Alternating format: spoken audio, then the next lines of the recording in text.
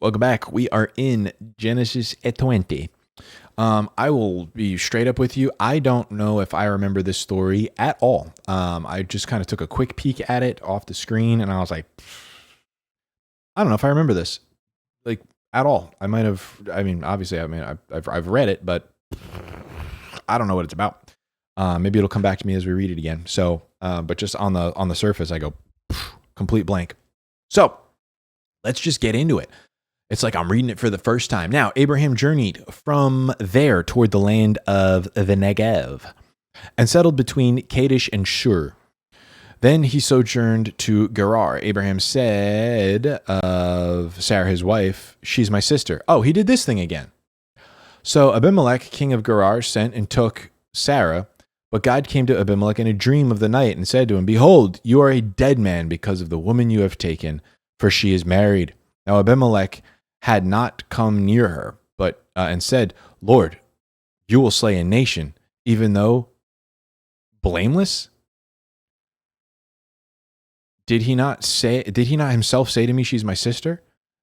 And she said, "He is my brother."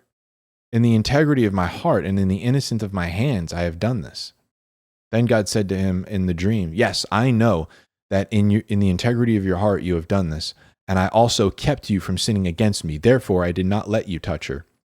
Now, therefore, restore the man's wife, for he is a prophet, and he will pray for you, and you will live. But if you do not restore her, know that you shall surely die, you and all who are yours." So Abimelech arose early in the morning and called all of his servants and told all these things in their hearing. And the men were greatly frightened. Then Abimelech called Abraham and said to him, "What have you done to us? And how have I sinned against you that you have brought on me and my kingdom a great sin? You have done to me things that ought not to be done." And Abimelech said to Abraham, "What have you encountered that you have done this thing?" Abraham said, "Because I thought surely there is no fear of God in this place, and they will kill me because of my wife. Besides, she is actually my sister, the daughter of my father, but not the daughter of my mother. And she became my wife. And it came about when God caused me to wander from my father's house that I said to her, 'This is the kindness which you will show me. Everywhere you go, say of me, he is my brother.'" Abimelech then took sheep and oxen and male and female servants and gave them to Abraham and restored his wife Sarah to him. Abimelech said, "Behold, my land is before you. Settle wherever you please." To Sarah he said, "Behold, I have given your brother 1,000 pieces of silver. Behold, it is vindication before all who are with you, before all men. You are cleared." Abraham prayed to God, and God healed Abimelech and his wife and his maids, so that they bore children. For the Lord had closed fast all the wombs of the household of Abimelech because Sarah, Abraham's wife. Bro, these guys are so dumb. He just did this to the king of Egypt. Like a decade earlier? Maybe a little more. It's like, maybe it wasn't as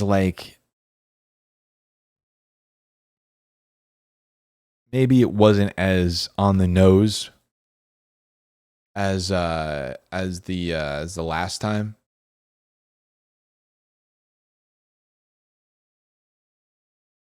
Maybe it was a little bit different. It doesn't specifically say that servant. It doesn't explain it the same way where he's like the servants of the king are going to go, whoa, she's beautiful. Hold on a second. Let's see what's going on here. And they're going to take you or whatever. So it's a little bit different. Maybe it just says Abraham went to this place. He sojourned to Gerar.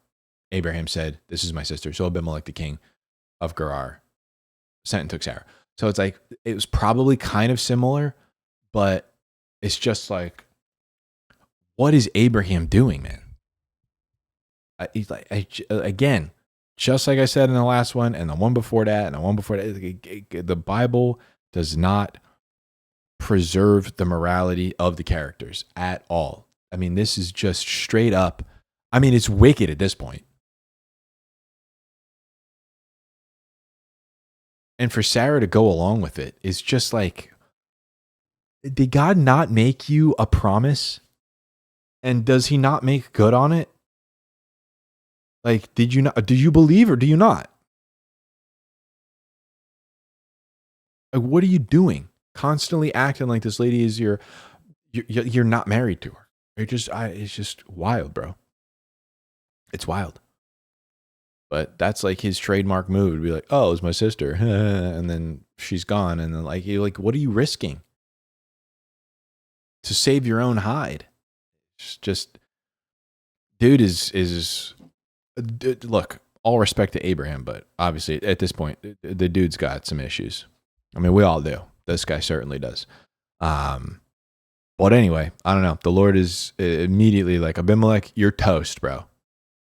You're toast. And also, just to make sure you know you're toast, everybody can, all the women can feel it. Shut it all down. Shut the whole system down. All right, like, oh no. Whoa, whoa, whoa, whoa, whoa, whoa, whoa, whoa. Hold on there. Shuts the whole thing down. So, yeah, I mean, he's not playing around at all. So, yeah, Abimelech obviously does the same kind of spiel that the guy in Egypt was like, what are you doing? You almost made me do something that just ought not be done. No, you did something that shouldn't be done. You almost made me do something real bad, but what you did should never be done. And it's like, Abraham's like, oh, I didn't think there was any fear of God in this place. It's like, do you fear him?